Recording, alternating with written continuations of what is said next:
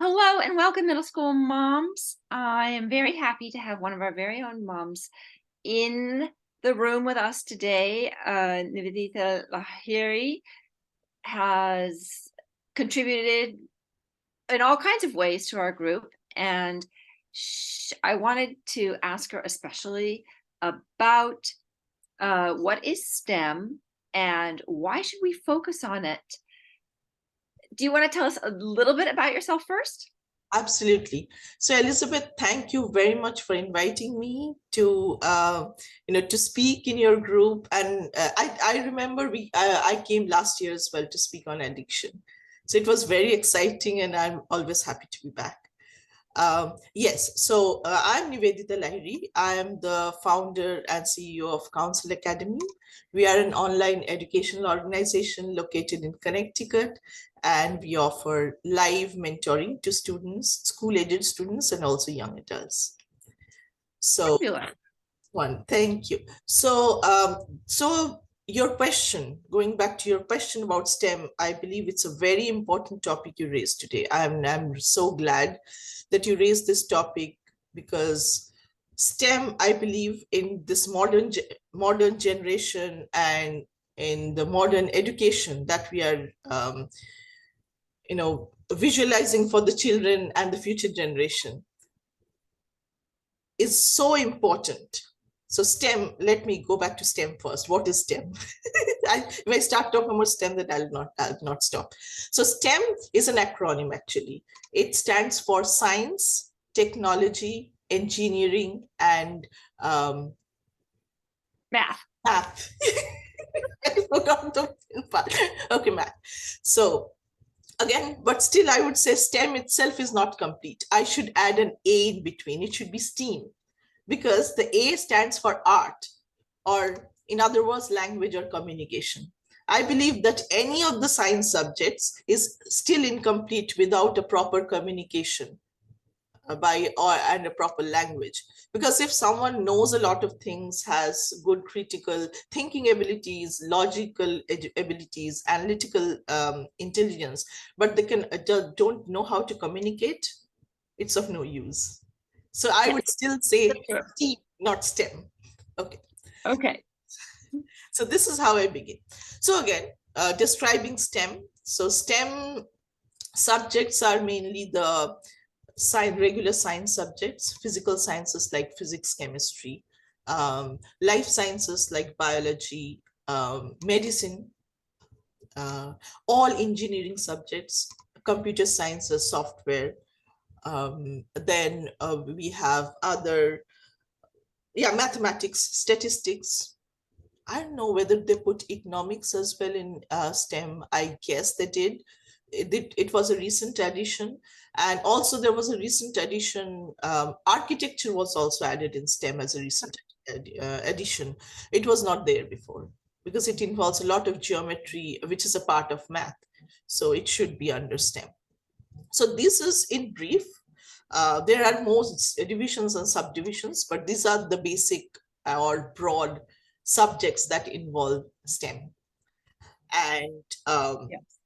why STEM is very important, I believe, for children to start from a young age, because it develops critical thinking, basic logic, logical thinking, innovative skills in children. So these are the subjects that train their brain to think logically, to analyze the truth around them. Science, I believe, is the truth that we see around us. So that is all science. So to analyze them and to figure them out and solve problems, I think STEM is very important. So that is the importance of STEM.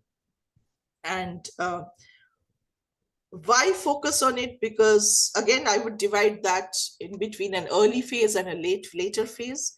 Earlier phase, because as I mentioned, it helps to, the STEM subjects help to develop logical, critical, and innovative thinking, and also challenges the brain. So, any exercise, we exercise our muscles to help our body grow stronger. And if we exercise the brain, it will become sharper. So that is one purpose at the young age. And when a kid grows up in his teens or is a young adult, STEM is very important because it STEM gives actually the foundation of good career. I shouldn't say that. I take back. I'm not saying that the other careers that involve, liberal arts or other subjects are not, not lucrative, but STEM offers really well-paying jobs, to be honest. Let's put it this way.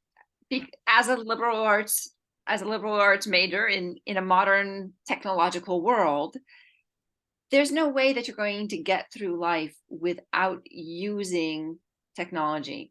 It's true. And even if you're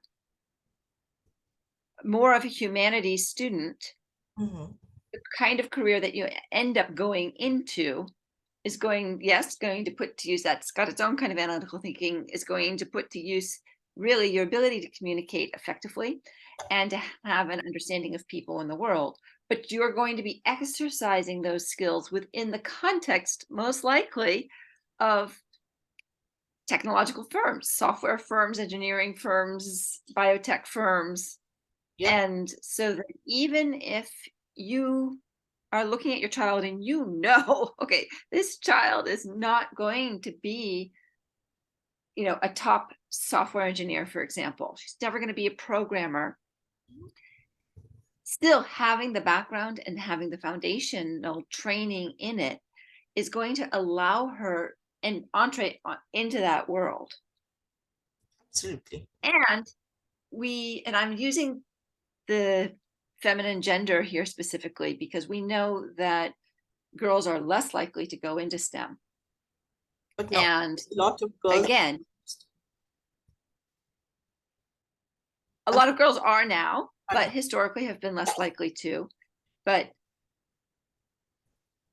we want to keep the door open for them and build the bridge for as long as possible. Absolutely. Yeah, absolutely. And to be honest, STEM definitely offers a lot of career opportunities. And not only that, in the past, the government, I think previously Trump administration and now Biden administration has, given millions of dollars for STEM projects, for medical sciences, for other scientific projects, even for young children. I see that a lot of scholarships, excuse me, for middle school and high school students are there. I scroll through them like once in a while to look for my children. Sorry, I have a sore throat. So I look for my kids to see, just scrolling through. They're like 10K, all, I mean, wide range, ranging from $1,000 to even $250,000 in STEM grants. So that's very encouraging, and I love to see different types of projects. They are like scientific essays and group projects, different things. And so this is very fabulous. Yeah. Right, that there's so much support in kids learning it, and I think in very creative ways too, that it's not just it's not just book learning that's out there for STEM, that it can be a very hands-on, project-oriented kind of field to go into, and that gives kids so many opportunities for application. Right, and application gives kids motivation.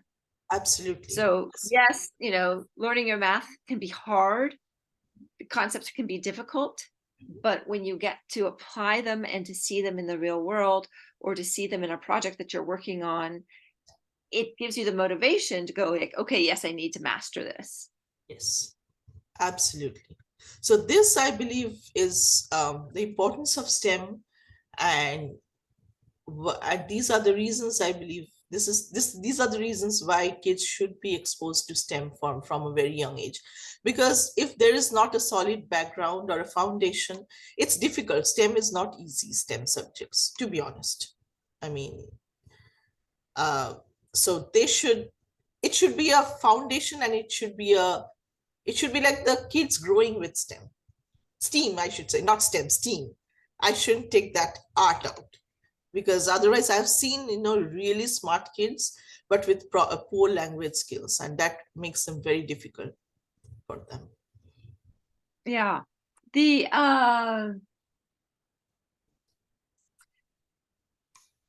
the I find that the schools, especially in the lower grades, could be spending so much more time in so many more creative ways.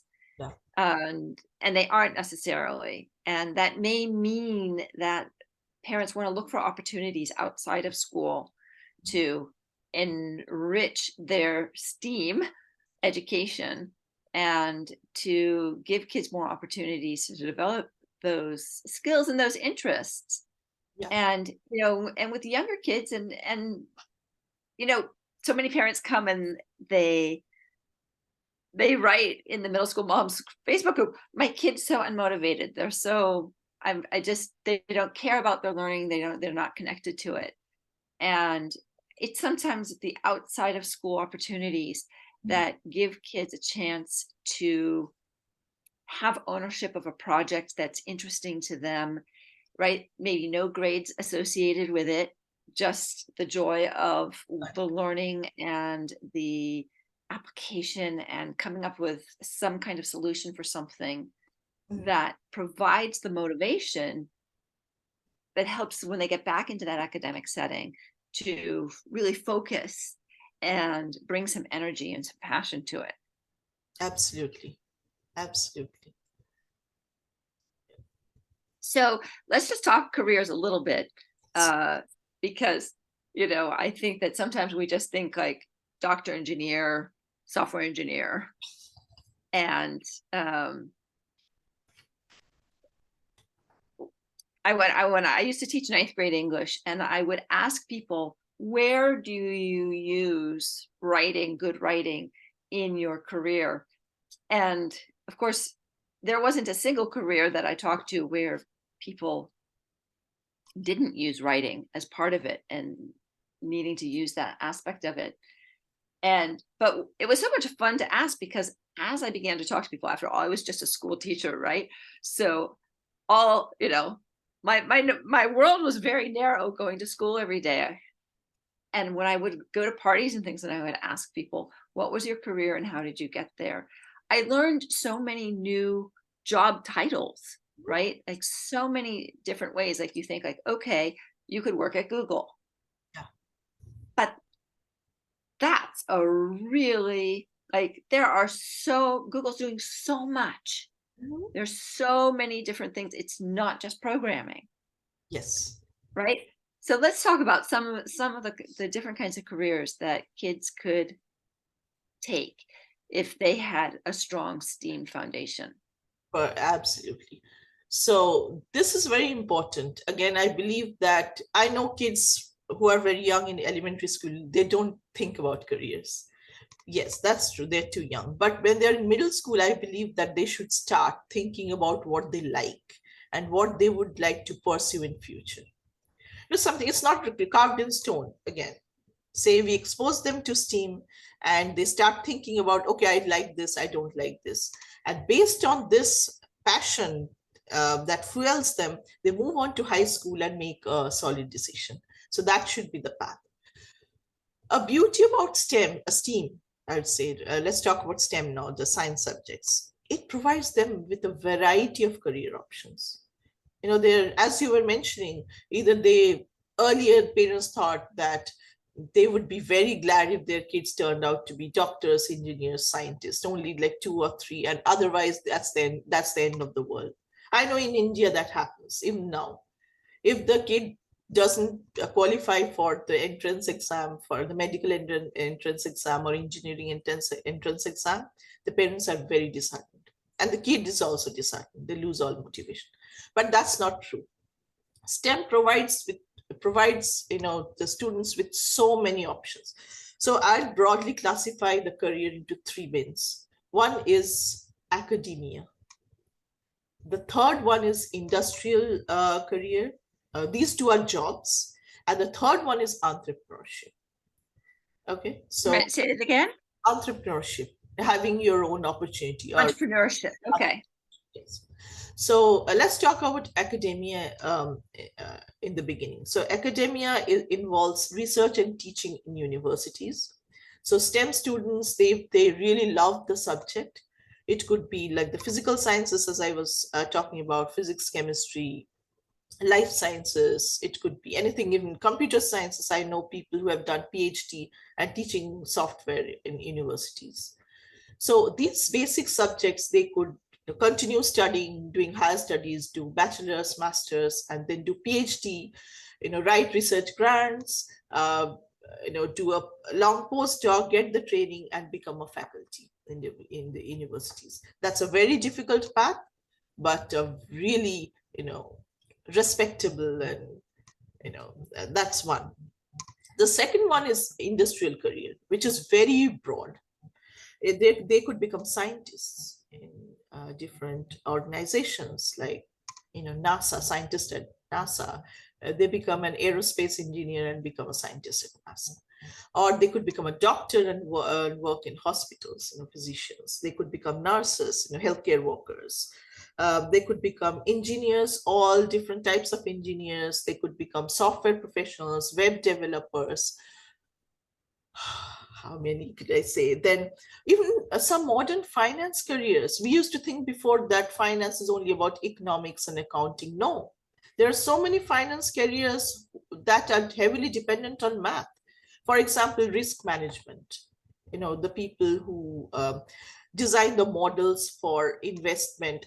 I'm not a finance person, I don't know, but whatever I have read and whatever I have heard, algorithmic trading. Now trading has become, before trading used to be done manually. Now it's being done by algorithms. So that's heavily dependent on math and software. So this is a part of STEM.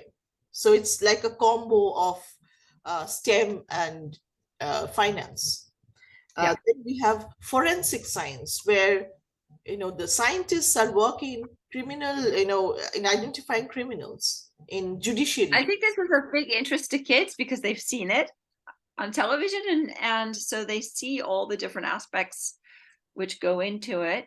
And I think it really, in a concrete way, connects science to feeling that they're making a difference. Yes. So these are so many different types of careers. Also, statisticians, I shouldn't forget them. Statisticians are there. Marine scientists, marine biologists. Again, biology is a huge field in itself. So if I go on and on, it will be a one topic. So, I mean, again, but it is, and everything's interwoven too, right? So you think about biology, for example, and you think about development of medical devices, for example. And that's that's bioengineering. Yes, but it's right, but you have to have a strong biology background to go into it. And so, that's the point, that we want them to have this foundation, because all these things are woven together. Yes. Then another thing, genomics. Genomics is a great blend between biology and bioinformatics, which is computer science, software again. Yes. Yeah, exactly. And neuroscience, right? My daughter went into neuroscience, and then she did her master's.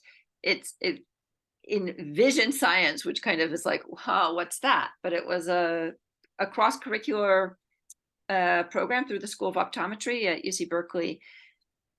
The computer scientist and the biologist and the neuroscientist all looking at vision and saying, what do we know about vision and how does it do it? And so right now she's working for a contact lens company, but before she was working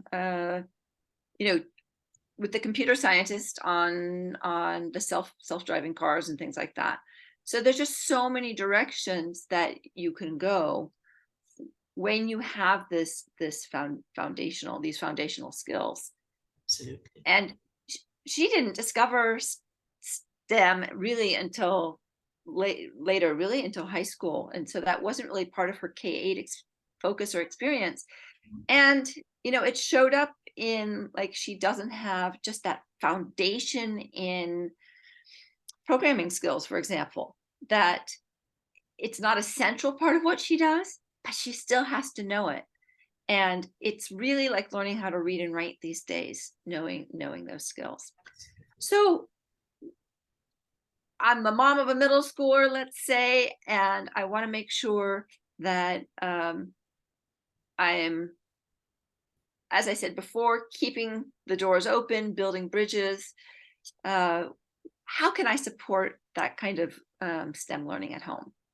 Absolutely. That's a wonderful question. I'm happy that you brought it up because, if when the other parents hear our conversation, they'll get an idea and they'll get you know, a food for thought, I would say. I believe, again, not just middle school, parents should start teaching STEM to the kids from a young age when they are starting to ask questions. As I said, science is everywhere around you. Say, for example, when a little kid, like a 5-year-old, asking, why is there a rainbow in the sky? It's a basic science question. The white sunlight is broken by the prism created by the raindrops and breaks it into 7 colors. That's a rainbow. Or something as simple as, why, when the water boils, what is that white thing that goes up, that steam? So water changes its, changes to different states. So solid, liquid, and gas. So these are some very easy examples that I'm giving you on how a parent can talk, just like telling a story to the kids. So this is how they can introduce them to STEM. So if this thing goes on, then the child starts thinking critically and thinking, okay, so this is the reason for this, that is the reason for this. So, and once they grow up with this, I would say, pretty strong background of just, they're still not doing anything hands-on, they're not reading anything, they're just listening to stories and learning science. And by the time they become bigger kids, like I would say 10 years, like in middle school, or I would say a bit earlier in elementary school, a lot of hands-on activities, which I think the elementary schools are really great at. My kids, I mean, when they were in elementary school, they had a lot of hands-on activities, and they used to get so motivated, so excited, and talk about that at home. So sometimes they used to try stuff at home. I said, no, we don't have these, so don't do that. So this is very important. And the next thing, I think there is I think we can provide laboratories for our kids, right? That I mean, there are lots of materials that they can play with that aren't going to be completely disastrous if they are, combined or mixed in the wrong way. yeah, And so I think cooking is a great place to expand our, and it's so funny because my husband is a chemical engineer, and in the kitchen he's like, do like it's this, and he's thinking about it. And my approach is not so scientific. He's a better cook than I am, though, I have to say. Like, he actually looks at recipes, follows the recipes, thinks about the interactions of things. So that gives us a hands-on place to do that. Honestly, having kids help out with fixing things in the house yes, gives them a concrete, right?